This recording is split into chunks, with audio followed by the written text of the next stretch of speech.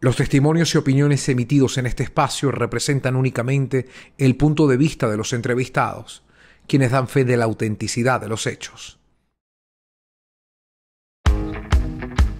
Y llegamos a ustedes gracias a Select Samsung, Multimax Store, las mejores marcas en un solo lugar. Banes Conecta, la plataforma para que te envíen remesas de Banesco. Flaquito de San Moritz, único como tú. Perfume Factory, calidad es nuestra esencia, esencia sin apariencia. Chocolate todo uso de San Moritz, todas tus recetas, un solo corazón. Goner, disfruta el camino. Blue Medical Pharmaceutical, tu salud es con la cajita azul. Quo Vadis, agencia de viaje y turismo.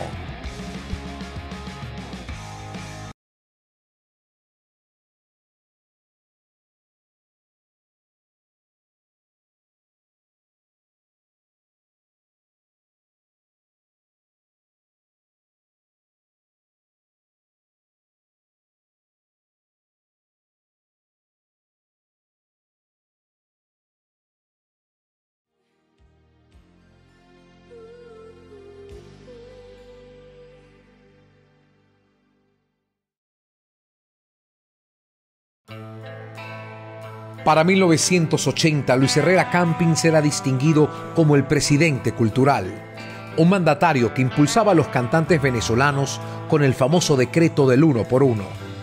El país celebraba su bonanza, aunque para finales de 1982 los expertos vaticinaban un cataclismo financiero sin precedentes. Y como casi todas las catástrofes anunciadas, la de Venezuela con su economía no fue escuchada. Así que a comienzos de 1983, la prensa reseñaba con amargos titulares el drama de la devaluación monetaria. Recibo una Venezuela hipotecada. El Viernes Negro es una medida económica que se toma en tiempos de Luis Herrera, que hizo que el dólar comercial normalmente que costaba 4.30 se fuera a 7.50. Eso era casi que el doble de lo que costaban cualquier negociación que tú quisieras con dólares con el exterior. A principios de los 80 hay un decreto que establece que es obligatorio la paridad en la música que se difunde a través de la radio. Y eso impone, por supuesto, unas condiciones, entonces que el 1 por 1 famoso, ¿no?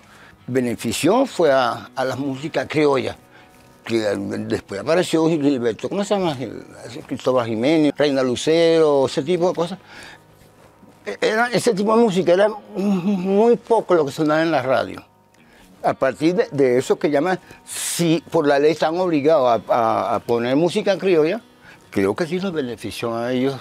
Las emisoras de radio decían que no podían cumplir con eso porque no tenían suficiente material venezolano. Definitivamente el fenómeno económico que ocurre en Venezuela en el año 83 dio un gran impulso a todos los artistas que en esa época iniciábamos nuestras carreras. Cada vez que hay un artista extranjero tiene que haber un artista venezolano. Y bueno, y empezó así la cosa y la gente, entonces se formó una algarabía, por supuesto, todo el mundo, bueno, hay que montarse en este vagón, ¿no? Te quiero más que a mi vida, no perdamos el tiempo. Eso obviamente permitió la difusión de toda nuestra música. Y es así como las disqueras más grandes que habían en Venezuela, que para ese momento eran 2 grandes y otras 3 o 4 pequeñas, se vieron en la obligación y necesidad de crear catálogos con artistas nacionales. Y ahí entramos todos aquellos muchachos que habíamos estado en la movida caraqueña de noche. Pasó el Viernes Negro. Entonces se decidió invertir dinero en música venezolana. Y nosotros pasamos de ser bajo perfil a ser mega estrellas.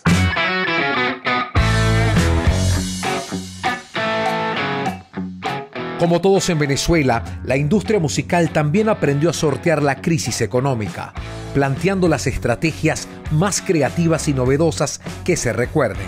Aquellos artistas que habían ocupado poca atención de los ejecutivos discográficos pasaron a ser verdaderos fenómenos de ventas. En ese despertar musical venezolano fueron incluidas las agrupaciones de rock. Y los integrantes de bandas como Arcángel, La Misma Gente, Desorden Público, Sentimiento Muerto, Aditus y Témpano pasaron a engrosar la lista de artistas privilegiados del catálogo.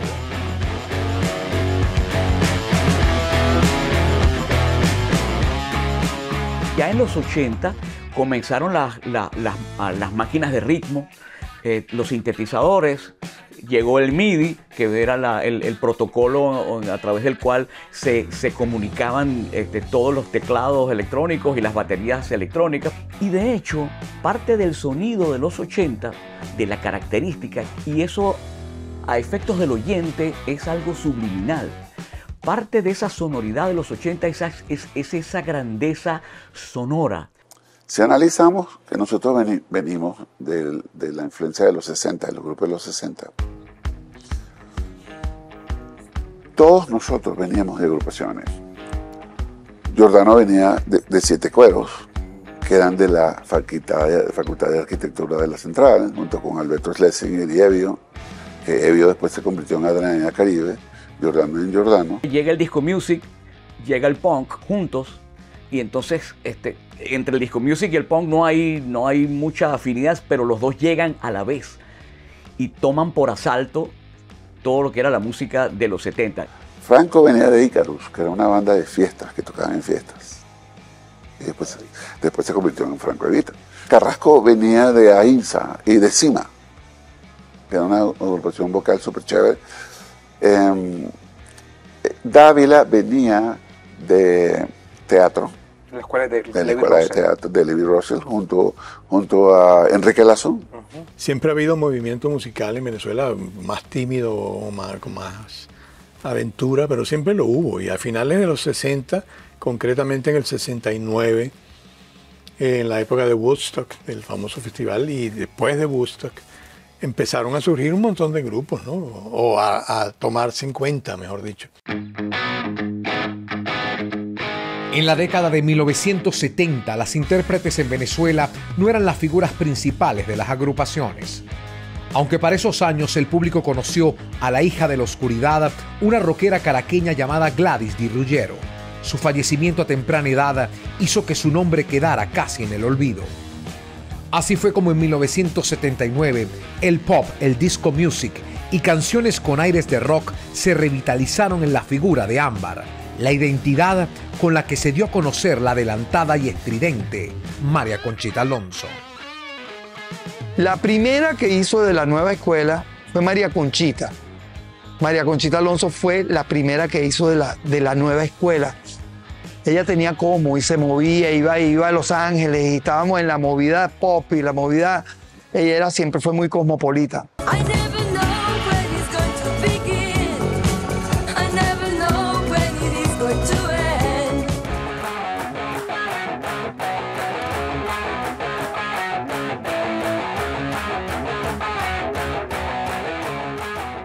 Paralelamente a eso crecía la noche caraqueña, eso que llaman, y había sitios por todas partes para apoyar y para fomentar un poco, servir como de trampolín a ese talento para que llegara a las grandes disqueras.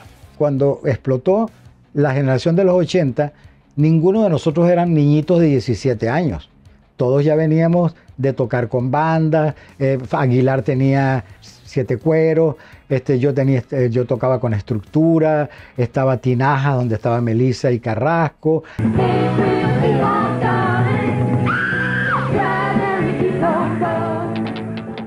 Mira, esta muchacha que acaba de llegar a Perú, que es bellísima y canta chévere y tal. Y bueno, y entró en lo que ese grupo que hacíamos música para teatro. Sabíamos que Melissa cantaba con Tinaja, cantaba magníficamente bien, pero yo no le conocía como persona. En el CCCT había en el piso de arriba un sitio que se llamaba el Lobster Bar. Y ahí al final, la 1 de la madrugada, estaban todos los músicos que tocábamos en los locales nocturnos por las Mercedes, por ahí y tal. Melissa, yo la conocía del ambiente de la música del teatro. ¿Por qué? Porque tenía que ver con un director, trabajaba conmigo y él tenía una novia bien chévere. Y esa era ella. Resulta que ella cantaba en un grupo de rock donde él también era el bajista. Nacida en Lima, la capital peruana, Melissa llegaría a Caracas para visitar a su padre Frank Griffith, quien se había establecido en el país como director del Banco Interamericano de Desarrollo. La familia Griffith se enamoró de aquella Venezuela y lo que se suponía un periodo de vacaciones para Melissa se convirtió en el escenario artístico que la dio a conocer. Luego de experiencias con distintos grupos musicales, el país la reconocería como la reina del rock. El caso de Melissa es un intérprete. Es decir, ella en la movida caraqueña, ella tocaba con grupos que hacían covers, versiones de otros grupos. Melissa viene del blues y del jazz, ¿no?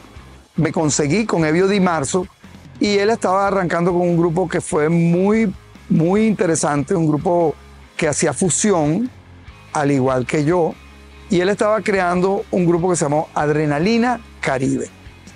Y cuando yo llego a la sala de ensayo que había en la parte de arriba del papá de Evio y de Giordano Di Marzo, cuando yo llegué a ese taller me encontré precisamente con Melissa. Melissa era la corista del grupo Adrenalina Caribe. Salgo temprano a la empresa, trabajador como un yunque. Cuando me fui a Londres, ya la conocía, junto con Carlitos Espósito. Creo que ella, yo hice unas presentaciones acá en Venezuela y ella estuvo conmigo en los coros cantando, Evio Di Marzo, por supuesto, y Carlitos Espósito, que él tocaba bajo. Melissa era de Colina, de Colina. Colina venía de Londres. Había estudiado allá y traía toda esa cosa tipo Boy George, esa nota así, techno, pop, underground. Y tocábamos por aquí y por allá. Me recuerdo, Melissa, ¿te acuerdas? Hacíamos versiones de Pat Benatar, tú. Usaba un puñero cuando cantábamos versiones de Little Richard. Tutti frutti, tutti frutti. Y la mezclamos con Johnny Bigullo. Yo recuerdo eso con mucho cariño. Y ella tiene unas condiciones vocales bastante buenas que le permiten pues tomar cualquier canción. Ella hacía versiones, me acuerdo de un tema muy conocido llamado New York, New York, y a la gente le encantaba. Esa es una canción que Frank Sinatra popularizó, y la versión de Melissa era extraordinaria, al margen de o paralelo a sus canciones. Puede cantar bien, mal, regular, pero eso, la entrega, oye, vale, qué cosa tan buena, o sea, que uno se enamore de esa persona. Melissa tenía eso. 4 coristas, ella estaba en el medio, y uno se fijaba en ella. ¿Por qué? Porque ella era la que mandaba. Siempre supe que era una persona con muchísimo talento, con una voz linda, inclusive dentro del rango de la no tan fuerte, no tan gritado, ni tan rockero, muy afinada, además muy simpática, o sea, irradiaba una cosa bien bonita en escena. Melissa pulmón y rajuñando logró tener ese lugar en el espectro musical de Venezuela, y sobre todo las cantantes. Y las coristas, mi hermana cantó con Melissa. Decían, no, vale, que Melissa. Muy afinada, ¿ok? Y su entrega extraordinaria, así, de un nivel como lo hacía la Lupe, Baby Bowie, o sea. Me refiero a la entrega, no los estilos musicales, sino esa entrega a dar lo que tiene. Eso es.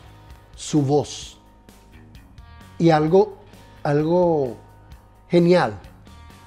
Su voz y la cosa loca que nunca entendí, porque ya los dos hechos y haciendo giras por ahí. Por ejemplo, yo ir a cantar a Mérida era peligroso, porque si hacía frío, yo me podía quedar hasta afónico. En cambio, esta compañera, Dios, ella decía, no, yo canto mejor cuando hace frío. Empezó a cantar por aquí y por allá, y todo el mundo asombrado, porque además es que era linda, cantaba muy bien. Y entonces era perfecto, ¿no? Era una candidata a todas estas cosas. Ella era cantante de un grupo o de varios grupos, pero su ilusión era ser ella, cantante, una cantante, o sea, por decirte algo de la época, una Gloria Gaynor, Cyndi Lauper, etcétera, ¿no? Una figura solitaria, pues. Mi nombre es Enzo Casella. Muchos me conocen como productor musical y representante artista, pero quiero decirte que en este mundo de los cantantes de los 80, mi cargo era director nacional e internacional de Sonoro Rock Band. Yo llegué un poquito antes a la disquera, ella llega después y llegó porque la vieron cantando justamente en un club nocturno. Ya con mi éxito y mi cosa, me entero de que andan buscando una chica que cante bonito. Y yo digo, esta es descomunalmente buena como cantante. La saludo, nos encontramos y me dice, ay, estoy cantando en no sé dónde. Y yo busco al abogado del sello disquero, le digo, mira, vale, cómo me gustaría que ustedes fueran a verla, porque ella canta genial. Y fueron a verla y de ahí entablaron su nexo. No, a mí me llegó. La llevaron. Porque Melissa cantaba en un centro nocturno aquí en Las Mercedes, aquí en Caracas. Lo que hice fue que hablé en ese momento con Alcides Rafali, con Enzo Casella, y les dije, oye, coméntale ahí al dueño del sello disquero que existe esta chica. Y bueno, cuando recibo la respuesta dice, mira, va a ir mañana a verla, pero no le digas nada. Y dos altos ejecutivos de la empresa la vieron y les llamó la atención. Pues ella hacía mucho blues, jazz, un pop rock y versiones, porque cantaba muy bien en inglés. Y le llamó la atención, entonces la llevaron para la oficina. Comenzaron las negociaciones. Y entonces el presidente de la compañía, junto con uno de los productores, deciden firmarla. Y para mí fue una gran alegría y sorpresa verla en la compañía, saber que íbamos a ser colegas. Nosotros nos reuníamos los jueves allá con toda la plana de la disquera y nos presentaron a Melissa ya como parte del sello discográfico. Allí comencé a conocer a una mujer excepcional. Lo que yo te puedo decir de Melissa es que conocí a una dama en toda la extensión de la palabra. Melissa, que firmó con Sonoro Rock Band sin estar en Sonográfica antes. Melissa es una artista que para mí debió haber firmado con Sonográfica. Pero la firmó Sonoro Rock Band y hizo su carrera y tiene una cantidad de éxitos increíbles. Porque yo creo que de donde ella venía, de esa laguna, donde estaba Franco, donde estaba Ilan, donde estaba Giordano, donde estaba Alberto Schlesinger, Melissa era rockera. Y por supuesto al firmar con Sonoro Rock Band tiene que poco no hacer concesiones, pero digamos, en vez de hacer rock, hace pop rock. Pero siempre se trajo esa esencia de ella. Que para mí fue una de las claves de su éxito. En 1983, la cantante debuta con su primer álbum discográfico llamado Melissa. 3 canciones de esa placa dieron a conocer al intérprete de forma inmediata, tanto en Venezuela como en parte de Latinoamérica. Sonoro Rock Band, el sello que la respaldaba, aprovechó la coyuntura y extrajo el sencillo Me Estoy Sintiendo Sola, convirtiéndolo en el tema musical de la telenovela estelar de Venevisión. Yo recuerdo que la primera vez que escuchamos a Melissa fue una telenovela llamada Virginia. No entendíamos mucho esa cantante, quién era pues. Era la cortina musical de la telenovela Virginia que protagonizaba Alba Roversi y Miguel Ángel Landa. Era un remake de Lucecita. Álvaro Berci es Virginia. La campesina demasiado inocente. Miguel Ángel Landa es Reinaldo. Su amor prohibido. Lo más salvable de esa telenovela fue el tema de Melissa. Me estoy sintiendo sola. Si hay algo que se recuerda de la telenovela es justamente ese tema de Melissa. Y después de ese tema vino la explosión de Melissa. Una explosión indetenible.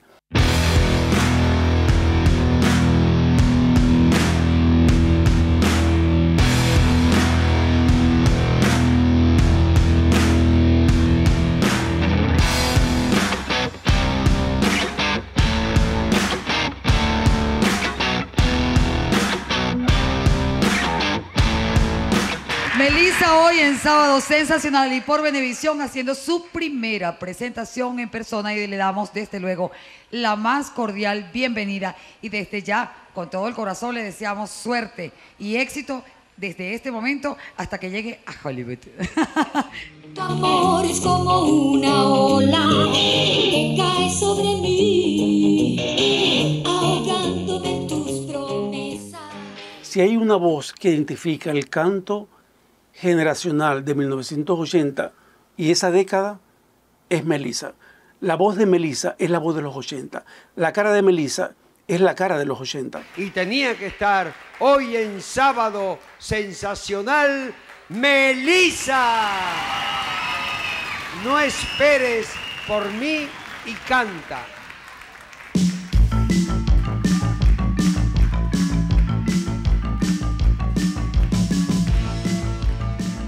Melissa fue lanzada en el preciso momento, el día preciso, el mes preciso, el año preciso, con la disquera precisa y con el productor preciso. ¿Qué más te puedo decir? Muchas de las cosas, por supuesto, se planifican, pero todo se hace por consenso también, o sea, y por estudios de mercado. Y ahí donde tú buscas exactamente el productor, buscas el estilista y haces todo un patch de la imagen que tú vas a presentar, tiene que ir acorde a las canciones que tú vas a cantar. Tú ya lo sabes, he cambiado lejos de aquí. Y no sé qué canción pudo haber compuesto ella, pero los covers que ellos localizaban, buscaban música para acorde con más o menos el estilo que ella pudiera manejar. Y lograron, mira, unos éxitos rotundos y muy buenos.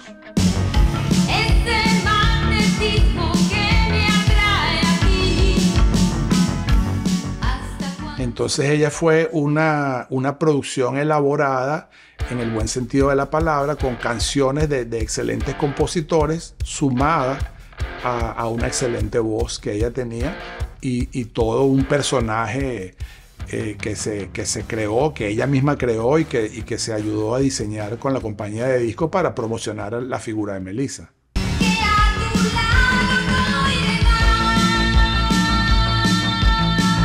Entonces Melissa, con su personalidad también muy propia, estaba creando una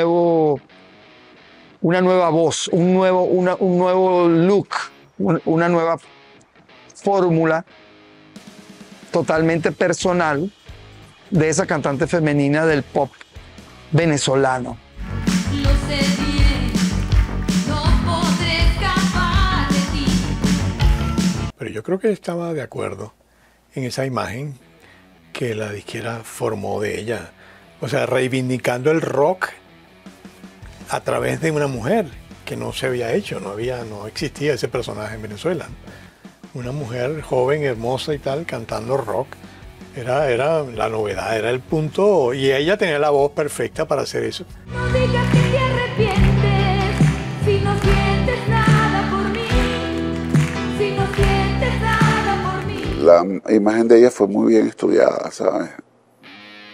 La reina del rock. Aquí no había, aparte de bolerista, o sea, muy tradicional, alguien que se presentara en público con esa actitud rockera, ¿ok?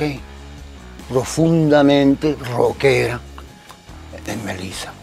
Y eso, aparte que es una escuela, es una enseñanza, abriendo caminos, ¿ok? En Venezuela existían una gran gama de cantantes, pero entra ella y toca ese algo que nadie tocaba, el rock. La reina del rock, Melissa. Y yo no digo que seamos flor puro, que no tengamos un lado oscuro, pero títeres no somos eso, no. Y resulta que la generación anterior a nosotros, todos los ídolos habían sido mujeres. Lila, Mirla, todo eso. Y Melissa irrumpe en una generación de hombres, prácticamente, que eran los que trabajábamos de noche, como la primera voz femenina. De las que yo conozco, fue la única mujer en sí, de veras, en esa época, que impactó con esos sonidos, con esa voz, con esa imagen. O sea, en sí no había mucha competencia fuera de Alejandra Guzmán, si no me equivoco. Y por supuesto, todo eso combinado a su estampa, no voy a hablar del look, sino su estampa, porque eso es así. O sea, todo eso estaba dentro de esa figura tan particular y tan atractiva de Melissa, claro. La vida sigue sin parar, un día bien, el otro mal.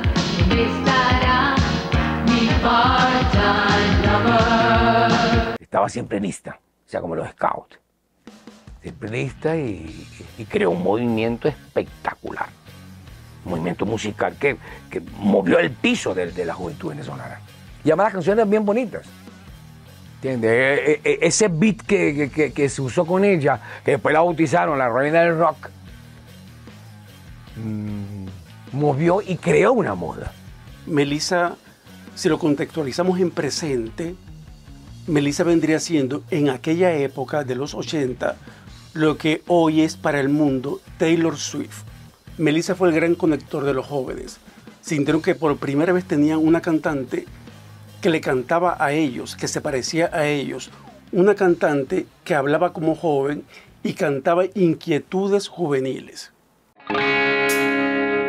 La artista afianzaría su fama en el año 1984 con el álbum titulado Melissa II, del que sonaría lo que muchos siguen considerando una de sus canciones más emblemáticas, No soy una señora, versión en español de un tema italiano popular en el mundo. Y ella, no soy una señora de una conducta, que la grabó otra persona y tuvo mucho éxito también en otros países. Y eran éxitos, eran cosas rotundas. En No soy una señora, ella tenía un vibrato interesante, tenía un ronquito sabroso, o sea, y te repito, independientemente de en qué modo estuviese cantando, tú te das cuenta de inmediato que es Melissa porque tiene una voz particular. O sea, no se parece a nadie que había en el mercado y ni siquiera a las anteriores.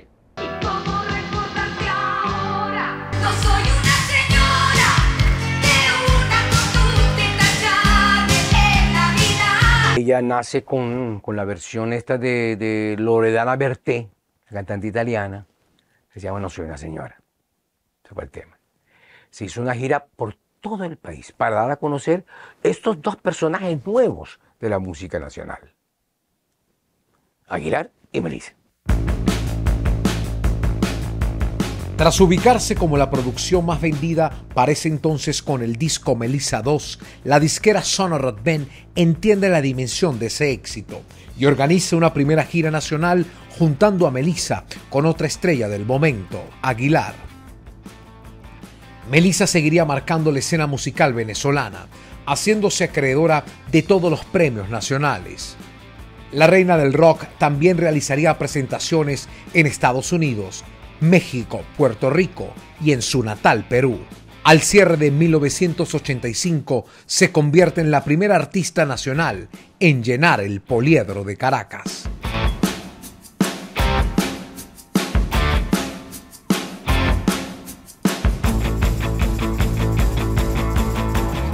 Nosotros tuvimos la oportunidad de realizar,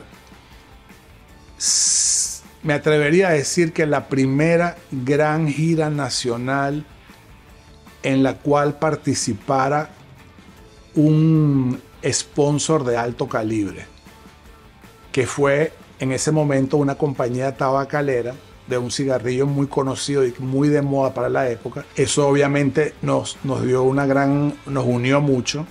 Estuvimos viajando por toda Venezuela, compartiendo aviones, autobuses, hoteles, en fin. Eso nos creó realmente una amistad que dura hasta el día de hoy. A mí lo que me encantaba era la amistad que había entre Jorge Aguilar y Melissa. Pues eran músicos los dos. Entonces se sentaban, se componían, echaban broma, hicieron esa gira nacional que me tocó igual, hacerla todo el país completo. ¿Entiendes? Pero se ayudaron unos con otros. O sea, había un feeling. Melissa movía masas. Melissa era una diosa. Melissa era la reina del rock.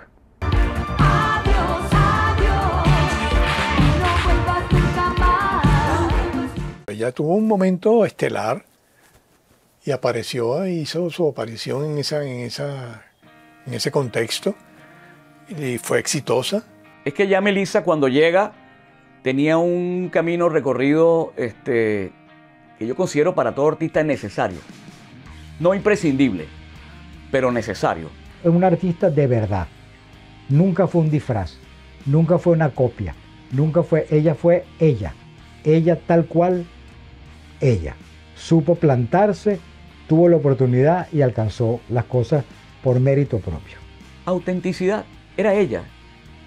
Era Melissa. La Melissa que yo conocí antes de ser famosa fue la misma. Fue la misma que salió, digamos, al público a través de la plataforma de Sonoros Ven. Y cuando tú eres realmente auténtico, la gente lo valora, lo aprecia y sobre todo en el tiempo lo recuerda. Y lo recuerda siempre con agrado. Fue buena, esa etapa de mi vida fue buena. Fue franca, hermosa y violenta, terriblemente buena. ¿Cómo iba a manejar en escena? Porque tampoco podías ir a Sábado Sensacional todos los sábados y hacer exactamente lo mismo. Pero es que ella venía de hacer giras y ella terminaba sus giras en el Poliedro de Caracas. Giras con Aguilar, giras con Manabelo. Sí, bueno, el lleno del Poliedro que nosotros logramos con la gira de esta compañía disquera en el año 84, creo que fue, si no el primero, uno de los primeros grandes llenos del Poliedro.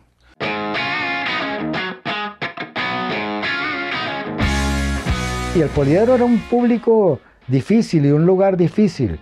Y te puedo decir algo que después se convirtió en una ley. Es preferible llenar 3 veces el Teresa Carreño que correr el riesgo de no llenar el Poliedro. Recuerdo que esa noche hubo 10.000 personas adentro. Se decía que habían 4.000 afuera, las cuales rompieron las puertas del Poliedro y entraron. Para todos nosotros, de verdad, el Poliedro en ese momento era un sitio muy... el público, así como pasó con el Metro de Caracas, era muy elegante. El acontecimiento musical que vivía Venezuela levantó todo tipo de celebración. Una mujer se convertía en la máxima estrella del país. Un cometa dejaba a todos iluminados y gracias al poder mediático de Melissa, el director de cine Telman Urgeles decidió reflejar el espíritu trepidante de la juventud en una película llamada La Generación Halley. Melissa llenó el Poliedro porque Melissa ya había concentrado toda la atención de los jóvenes. Es la cantante de los jóvenes, como te dije. Los jóvenes necesitaban verse reflejados en un artista. Ya no era José Luis, ya no era Lila Morillo, ya no era Mirla Castellanos, ya no era ninguno de ellos. Esa generación pasada. Eso fue un acto de valentía, porque hasta entonces, ¿cuántos llenos se habían hecho en el Poliedro de un artista nacional? ¿Cuántos? Melissa lo hizo. Entonces, por supuesto, emocionado porque estaba pasando con un artista nacional. Doblemente emocionado porque era de nosotros. Y tercero, porque ya uno había comenzado a tener afectos más allá de la canción del producto con el ser humano que Melissa Griffith? Pienso que ha debido ser intimidante por un lado, porque tener esa fama y ese reconocimiento te puedes ganar el aplauso de muchos, pero también te puedes, detrás de cada aplauso hay un crítico y ahí entonces hay un detractor. Yo soy Telman Urgelles, soy director de, entre otras películas, de la generación Halley. Que el año donde se produjo más cine fue en 1986.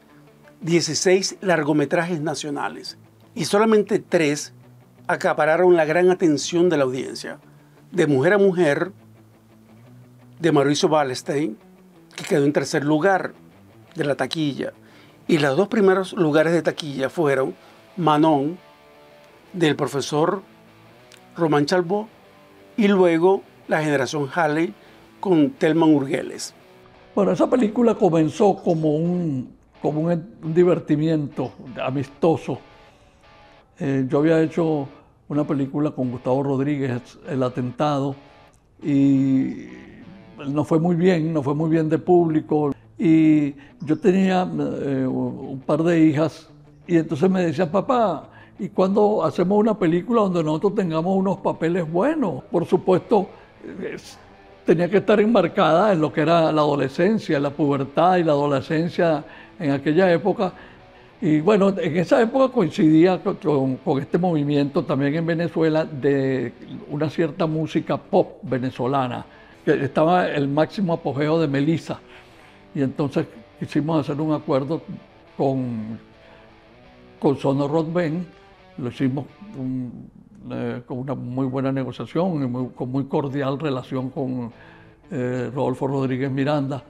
Y llegamos a hacer una... También conocimos todo este mundo de las minitecas. ¡A la guerra de Miniteca!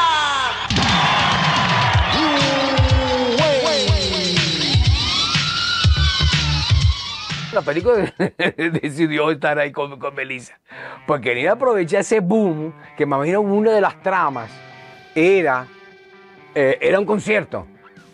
Por eso los actores tuvieron que ir para allá, para el poliedro. O sea, ella no escogió hacer la película escogió a ella, aprovechando todo eso. Entonces esto coincidía con un concierto de Melissa, el primer gran concierto de Melissa en el poliedro. Entonces estábamos con 5 cámaras, con cámara con grúa frente al escenario, y todo eso, y ella canta una canción dedicada a la generación Halley. Estaban los actores, camarógrafos, todo. Habían 12.000 personas en el poliedro ese día.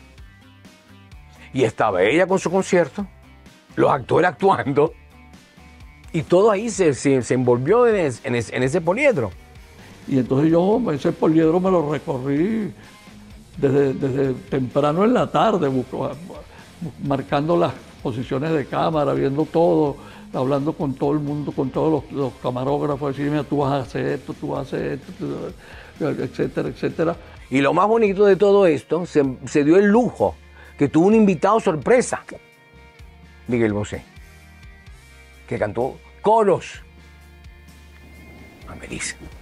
Después teníamos unos radios que ni se escuchaba, entre la gritería de la gente y las canciones, etcétera, ni se escuchaban los radios. Entonces yo mismo me andaba moviendo por eso, muy atento, pero realmente fue una cosa muy... Había una vibración muy especial.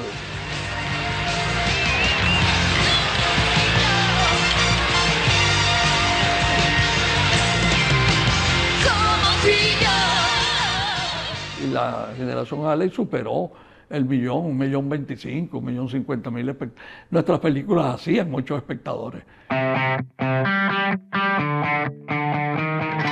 Para el año 1986, Melissa graba su tercer álbum donde incluye 2 colaboraciones con intérpretes internacionales. El primero es con Jermaine Jackson, hermano de la leyenda del pop Michael Jackson, y el segundo con el italiano Riccardo Cosciante. Melissa cobra ribetes insospechados de popularidad en toda Latinoamérica y se presenta en el Estadio Azteca de México con más de 90,000 personas coreando sus éxitos.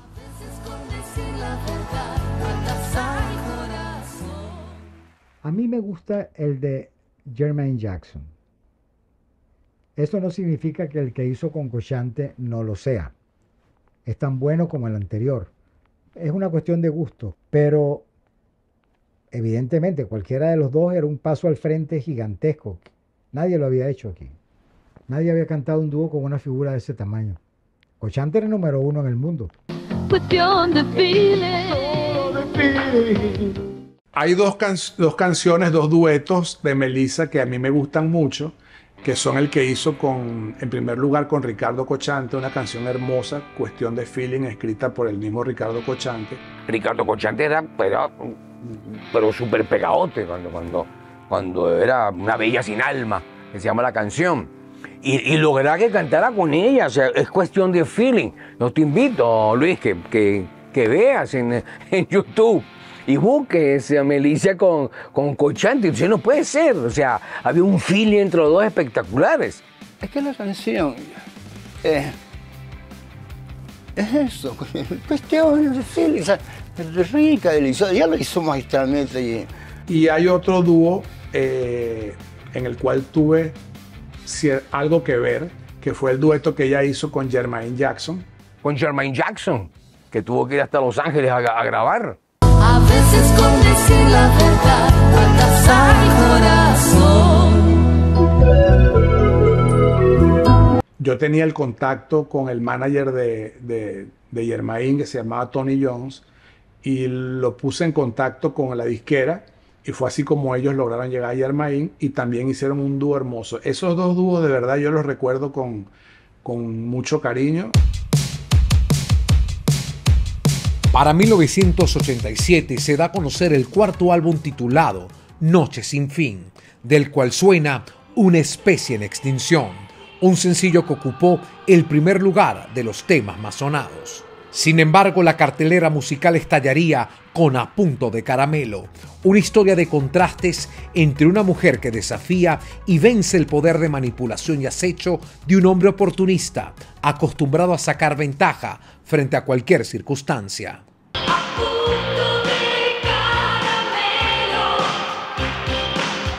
Todavía suena. Mira, hay ciertas fórmulas que son inexplicables. Si tú ves la manera que ella canta esta canción, la canta con arrojo, ¿no? Y que yo sé que en su carrera produjo un cambio radical, porque ya no era la cantante de rock, sino era la cantante de rock que estaba diciendo algo que rompía. Y nuevamente la muchacha se plantea una lucha de macho y de hembra. El macho conquistador que no soporta que la muchacha no lo tome en cuenta y se van otra vez a una guerra de ambos. Y bueno, cuando oyes la letra te das cuenta que sí, que es una letra del engaño, de la arrogancia, de la imposición de un hombre que se cree la última gota de agua del desierto y que desprecia a todos aquellos que él siente menores, ¿no?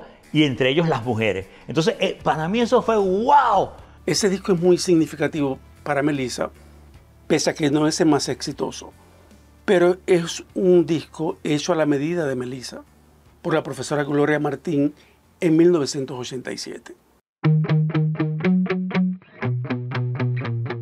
El videoclip del tema Punto de Caramelo estuvo a cargo del director Abraham Pulido.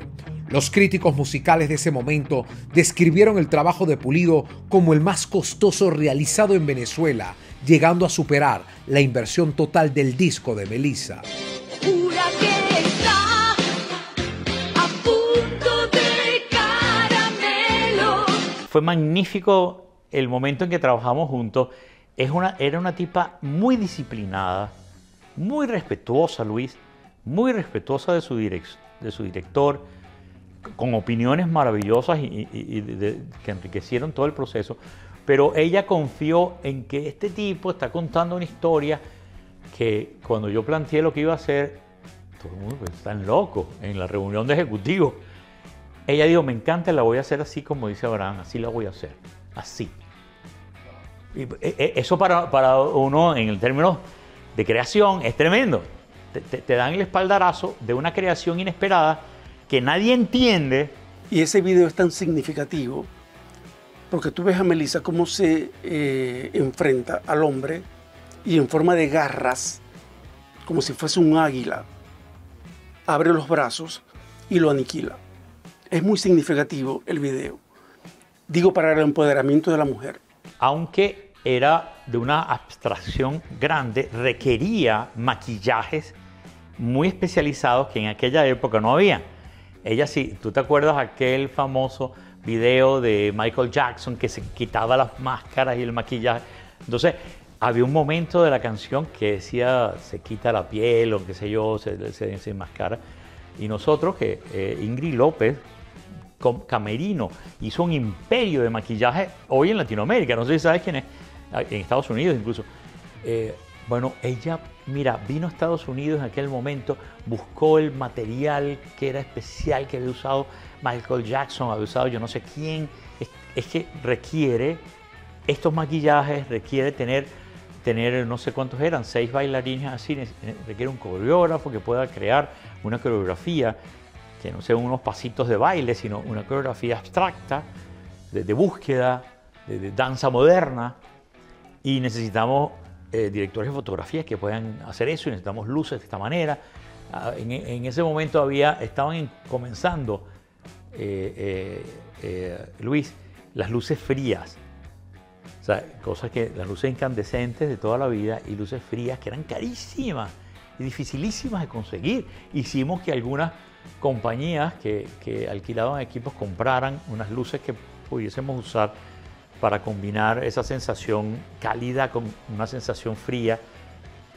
Y bueno, requería, tú sabes, requería ciertos recursos. Y bueno, lo que uno te puede decir es que nosotros estábamos contentísimos de que hubiese sido aprobado un presupuesto de ese calibre. Y claro, la responsabilidad era muy grande, peor, ¿no? Más grande todavía. No solo de hacerlo bien o mal, sino que tuviera éxito en el público.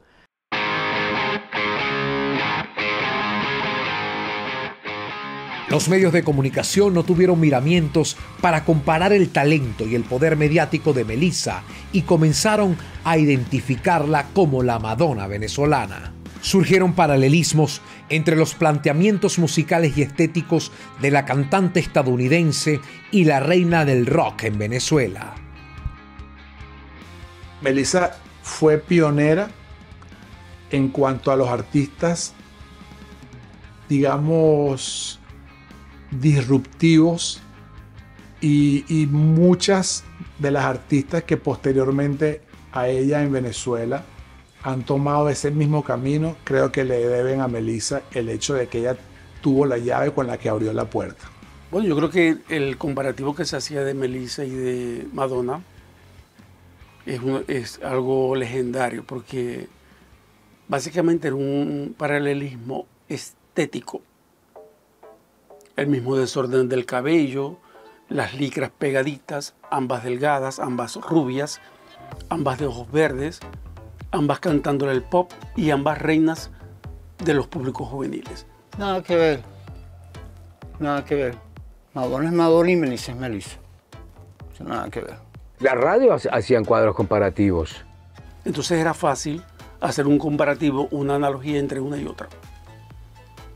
Y era como una trampita de la radio, sí, para vender la propuesta de Melissa. Una propuesta que funcionó, por supuesto, y una estrategia radial que funcionó. Y en eso tiene que ver mucho Enzo Casella. Las radios sí las comparaban, ¿eh? Las emisoras de radio sí ponían un disco de Madonna, ponían un disco de Melissa, a ese nivel. Yo no haría esa comparación por dos razones. Porque estoy seguro que Melissa no imitaba a Madonna, primero que nada. Y segundo, ¿por qué? Porque Melissa era Melissa. Tenía su propia gloria, su propio nombre, su propia imagen. Con el paso de Melissa también hubo el surgimiento de otras figuras femeninas. Hablamos de Kiara, hablamos de Antonieta y hablamos de otro fenómeno musical de la década, Karina. Vino a abrir el camino para que otras mujeres jóvenes pudieran después insertarse en la industria discográfica de Venezuela. Yo creo que la gestión que ella hizo con su carrera es muy importante en la época y es digno que hoy en día se siga reconociendo esa labor que ella realizó. Una pregunta, Melissa, tan diminuta, tan bella como siempre. ¿De dónde te sale tanta voz? Pues no lo sé, yo me imagino que del alma, cuando uno ve a tanta gente linda, tanto público, que le da a uno su amor. Y entonces es una manera de devolverlo. Y yo creo que es de ahí. En uno de esos conciertos del Poliedro, o sea, ella iba a entrar en una Harley Davidson, en la tarima del Poliedro. Esa era la entrada ya triunfal, la banda Melissa llegaba, su monte y tal. Pero en esa época, antes echaban humo para que las luces se vean, ya eso se acabó, ahora hay otras cosas. Y ese humo que echaban produce un aceite resbalosísimo. Y la tarima estaba así full, y ella llegó con la moto y siguió de largo.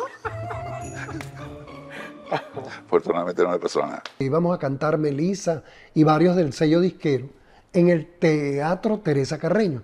Yo llegué formado en la escuela de Levi Russell y veo que digo, y esos motores, habían montado unos motores para poder subir y bajar una jaula. Cuando veo la jaula, no, es que de ahí es que va a bajar Melissa. Decía, Dios, pana, qué bola. Voy, toco los motores, están calientes. Yo le digo, mira, mi niña, como yo sé de eso, yo le digo, esto está caliente, ¿lo han usado mucho? Dice, bueno, sí, para ensayar, subimos y bajamos. No lo uses más. Ay, ¿por qué? Porque se puede trancar en el intento. Dios mío. Y Melissa, de repente, viene, soltan Sabo, que era como el de seguridad, un tipo de seguridad que tenía el sello disquero también. Era una cosa bien hecho. Entonces me dice, te dejo. ¿Qué pasó? Melissa se le trancó la jaula. Y pana, qué horror. Yo decía, Dios, no puede ser, preocupado. Y él, yo decía, ¿y ahora cómo van a bajar o cómo la van a subir? Porque la jaula, ¡pac!, se trancó antes de que llegara a la vista del público. ¡Plac! Entonces, que era bombero y era especialista en rescate en espacios confinados, pues la sacó caminando y la llevó abajo, a planta baja. No soy una señora, a cantar su show, pana. Qué grandiosa, ¿no? Melissa caminó con paso firme sobre la escena musical hasta 1990, con un disco titulado igual que el primero, Melissa. El tema Todo es un círculo resultó una de las canciones más comerciales para ese año, y su éxito quedaba ratificado al ser elegido como el fondo musical de la telenovela estrella del momento, Inés Duarte Secretaria, transmitida por Venevisión. Pero su despedida artística sería en 1994, con la placa Siempre Melissa. Melissa, una gran amiga, de verdad, porque me tocó estar con ella, desde la A hasta la Z, hasta que el día me dijo, hasta aquí llegué. Y le pregunté, ¿por qué te retiras? Porque siento que el público ya no me está aplaudiendo como antes. Soy público, seguiré siendo público. Y Melissa, yo creo que sí, tiene que haber algo de eso, de agotamiento, porque ese éxito si no tienes realmente el interés de quererlo ser, pues llega un momento en que dices, no, déjame apartar esto. A veces los artistas anuncian retiros que no se producen. Y en principio se pensó que el retiro de Melissa era como un hasta luego. Pero no, era un adiós de verdad, un adiós definitivo. Y básicamente lo hace, según ella ha logrado explicar por algunas vías, lo hace por un sentido espiritual. Como soy músico, además pienso que no es imposible retirarse de la música. Tú te puedes retirar del escenario, pero de la música no te puedes retirar. La música está aquí adentro y te va a acompañar hasta el último de tus días. El caso del retiro de Melissa, yo entiendo que ella, como lo dice una canción que creo que es una de las pocas que ella escribió, dice que todo es un círculo. Y se completó el círculo para ella. Y ella decidió no cantar más. Yo creo que es así. Estoy seguro de que en el caso de ella así pasa, ¿no? No está en la tarima, no está cantando en público, por lo que sea que esté haciendo, pero la música está en ella. Vive en ella. Como está en todos nosotros, ¿no? Y me encantaría volver a trabajar con ella. Ojalá escuche esto y aunque sea por un ratito, que ya yo me estoy despidiendo de esto, porque nunca sabe, a esta edad cualquier cosa puede pasar. Esa huella que dejó como la reina del rock va a durar por siempre. La verdad es que a mí me parece que está muy bien, que haga lo que le parezca, y si algún día quiere intentar alguna otra cosa, bueno, yo con todo gusto la ayudo sin ningún problema, sin ninguna condición. ¿Cómo me gustaría hacer hasta un dueto con ella? Y le diría, Guillermo y Melaza. Porque Melaza porque es muy dulce. Yo le decía Melaza, pero detrás de ella. Mira, ¿cuándo toca Melaza? Mi mensaje es sencillo. Va a salir de aquí adentro, del corazón. Te recuerdo con tanto respeto, con tanta emoción, con tantos aplausos, con tantas risas, con tanta calidad humana, que la única forma de recordarte es hacerlo de manera bonita. Yo no te puedo recordar de una manera distinta a la Melissa bonita que yo conocí. La profesional, la seria, la respetuosa, la honesta, la de verdad, la humana, la que nunca le escuché ni una palabrita así mal de ningún colega, ni de nadie. Bueno, mi querida amiga, es un gusto de verdad para mí saludarte. Siempre estarás en mi corazón. Cada vez que podamos y si nos podemos encontrar de nuevo, pues será para mí un gran gusto y un gran honor. Te mando desde aquí un gran saludo y me alegra haber podido participar y dar un pequeño granito de arena en este programa que te están haciendo a ti especialmente. Te quiero mucho, amiga. Melissa, te quiero mucho. Eres como una hermana, eres una amiga. Te llevo en mi corazón. Eres parte de la historia de mi vida y siempre te recuerdo con mucho afecto. Alejada de las luces y de los escenarios, Melissa vive hoy en Perú, aunque su alma siga palpitando tricolor venezolano. Dedicada a cultivar su espíritu, Venezuela la recuerda como la gran anfitriona de las noches eternas, llenas de torbellino musical, y como la gran protagonista de la década prodigiosa de 1980. Desde aquel tiempo de reinvención, el país sigue agradeciendo la fiesta de Melissa. También las canciones que levantaron el ánimo de una generación que pudo sobrellevar una crisis escuchando lo que ahora es su gran legado musical.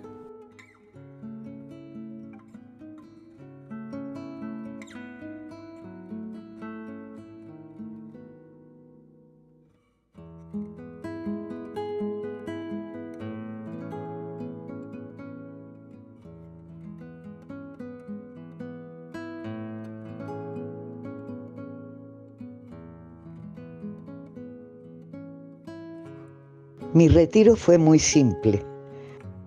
Un día me levanté en la mañana, parece que había soñado algo, volteo y le digo a mi esposo, hoy me retiro.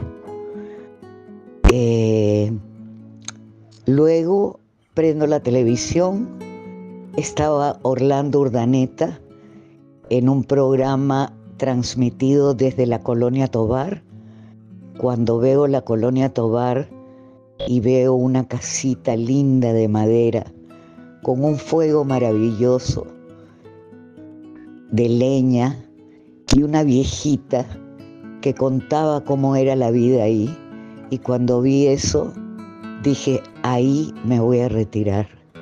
Y volteé y le pregunté a mi marido, ¿me acompañarías a retirarme a la Colonia Tovar? Y me dijo, sí.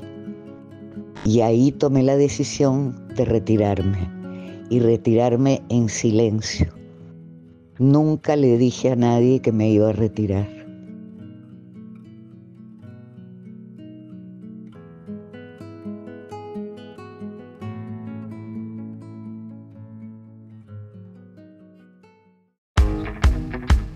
Y llegamos a ustedes gracias a Select Samsung, Multimax Store, las mejores marcas en un solo lugar. Banes Conecta, la plataforma para que te envíen remesas de Banesco. Flaquito de San Moritz, único como tú. Perfume Factory, calidad es nuestra esencia, esencia sin apariencia. Chocolate todo uso de San Moritz, todas tus recetas, un solo corazón.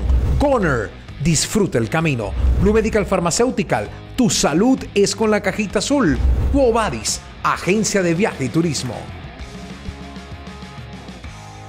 Si disfrutaste de este episodio, te invito a mi canal de YouTube para que no te pierdas de cada uno de nuestros estrenos y mucho más.